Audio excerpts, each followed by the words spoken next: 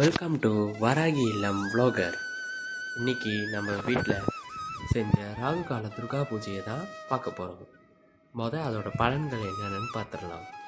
துர்கா பூஜையை நம்ம தொடர்ந்து ராகு காலத்தில் 9 வாரம் செஞ்சுட்டு வர நம்ம மனசில் இருந்த கஷ்டம் தீரும். எந்த பிரச்சனையாக இருந்தாலும் துர்காதேவி பார்த்துப்பான்னு நம்ம தைரியமாக விடாமுயற்சியோட நம்பிக்கையோடு செஞ்சோன்னா அந்த தேவியை தவிரவருக்கு எல்லாமே நம்மளுக்கு சுபிட்சமாக நடக்கும். அந்த தேவி அருளால் நம்மளுக்கு எல்லாமே சுபிட்சமாக நடக்கும். அதுக்கு நம்ம துர்கா பூஜையை தொடர்ந்து 9 வாரம்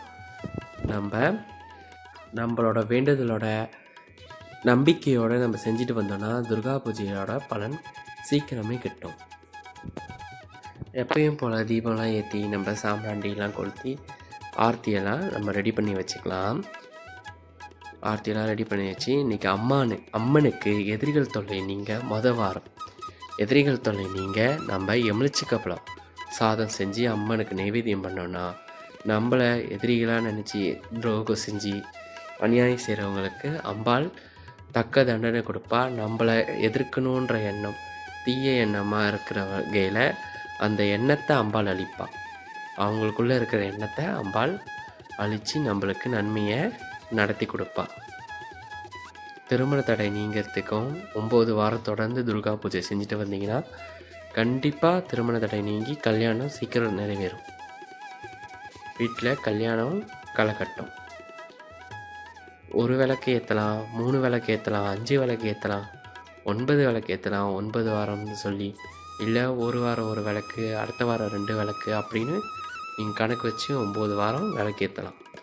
எப்படியும் அது உங்கள் சௌகரியம். உங்களுக்கு எது சௌகரியமாகப்படுதோ அந்த மாதிரி தேவியோட பூஜையை செய்யலாம். அந்த விளக்கேற்றி காட்டிக்கலாம். துர்கா தேவிக்கும் பக்கத்தில் மகிஷாசுரமர்த்தினியும் இருக்காங்க, அவங்களுக்கும் சேர்த்தே நான் பூஜை செஞ்சுக்கிட்டேன்.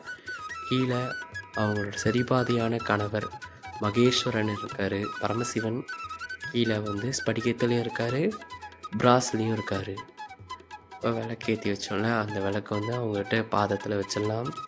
சாதத்தெல்லாம் நைவேத்தியத்துக்கு வச்சுட்டு பாருங்கள் நான் எப்படி பூஜை செய்கிறேனோ எளிமையாக இருக்கும்.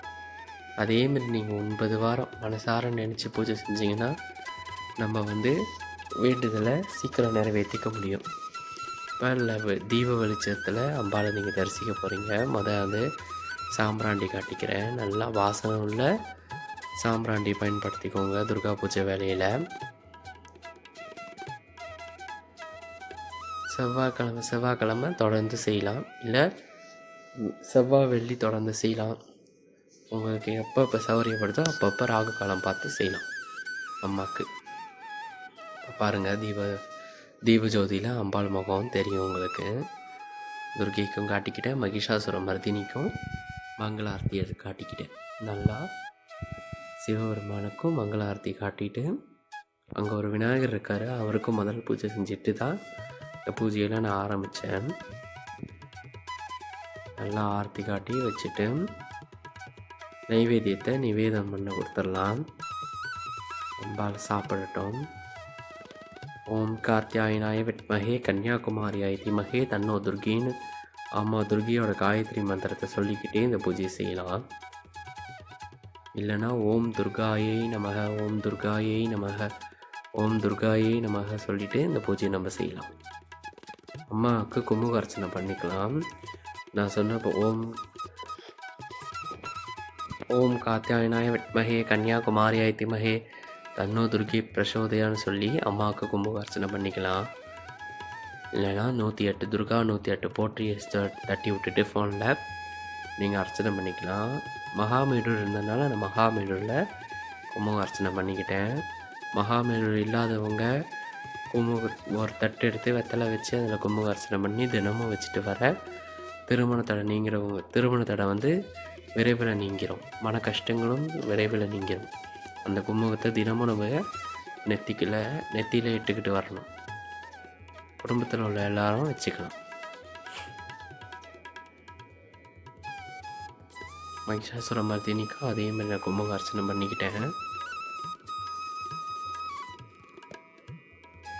ஓம் துர்காயை நமக, ஓம் துர்காயை நமக, ஓம் துர்காயை நமக அப்படி சொல்லி 9 வாட்டி கூட போட்டுக்கலாம் நேரம் இல்லாதவங்க.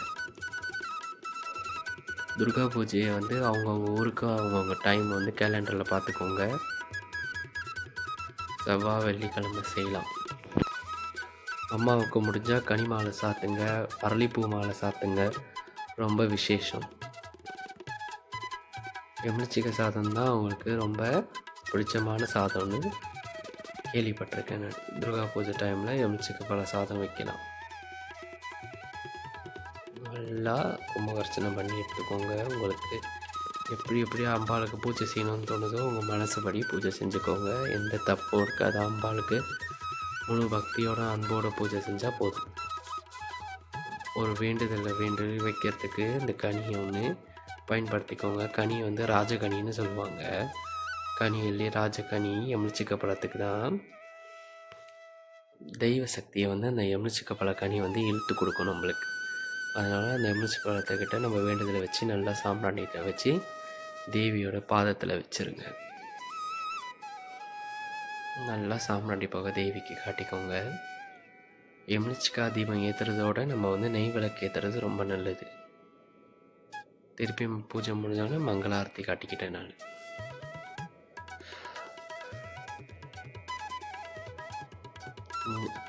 இதே மாதிரி இன்னும் உங்களுக்கு பயனுள்ள பதிவு பார்க்கணுன்னா இந்த வீடியோவை சப்ஸ்கிரைப் பண்ணிக்கோங்க, லைக் பண்ணிக்கோங்க, ஷேர் பண்ணிக்கோங்க, கமெண்ட் பண்ணிக்கோங்க.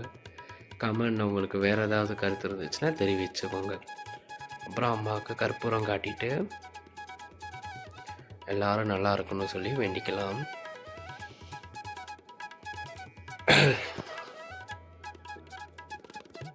நல்லா கற்பூரம் காட்டி நீங்களும் அந்த கற்பூரத்தை கண்ணில் ஊற்றிக்கோங்க.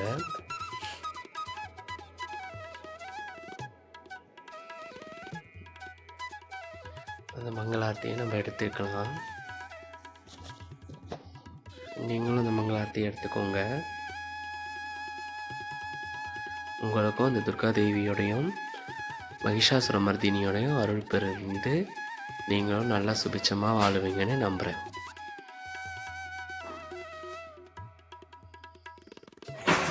அம்மாவுக்கு அதே போல் அரளிப்பூ மாலை, மல்லிகைப்பூ மாலை, எலுமிச்சை பழ மாலை, வேப்ப மாலைலாம் போட்டு அலங்கரித்தும் இந்த பூஜையை செய்யலாம். நம்மக்கிட்ட என்ன இருக்கோ அதை வச்சு இந்த பூஜையை மனசார செஞ்சால் தேவி ஏற்றுப்பா. அவளோட கருணையும் நம்மளுக்கு கிடைக்கும்.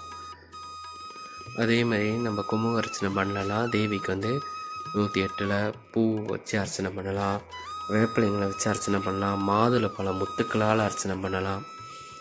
துர்கைக்கு இன்னும் விசேஷமானது வாசனை பிடிக்கும். வாசனை நிறைஞ்ச ஏலக்காய் மாலை போடலாம், கிராம்பு மாலை போடலாம். இன்னும் உங்களுக்கு என்னென்ன தெரிஞ்சுக்கோ அந்த மாலையெல்லாம் போட்டு அம்பாளை வழிபடுங்க. அம்பாள் அருள் பெறட்டும். நீங்களும் நல்லா இருப்பீங்க. உங்களுக்கு 4 பேருக்கு தெரிஞ்சவங்களுக்கும் சொல்லிக் கொடுங்க இந்த பூஜையெல்லாம். அவங்களும் வந்து பயன்பெறட்டும் இந்த பூஜையை பண்ணி. ஓகே, அவ்வளோதான் இன்றைக்கி உள்ள பூஜையும். துர்கா பூஜையும் மன கஷ்டம் தீர்றதுக்கு துர்கா பூஜையை நான் உங்களுக்கு எப்படி எளிமையாக செய்யணும்னு செஞ்சு காட்டியிருக்கேன். Okay, thank you.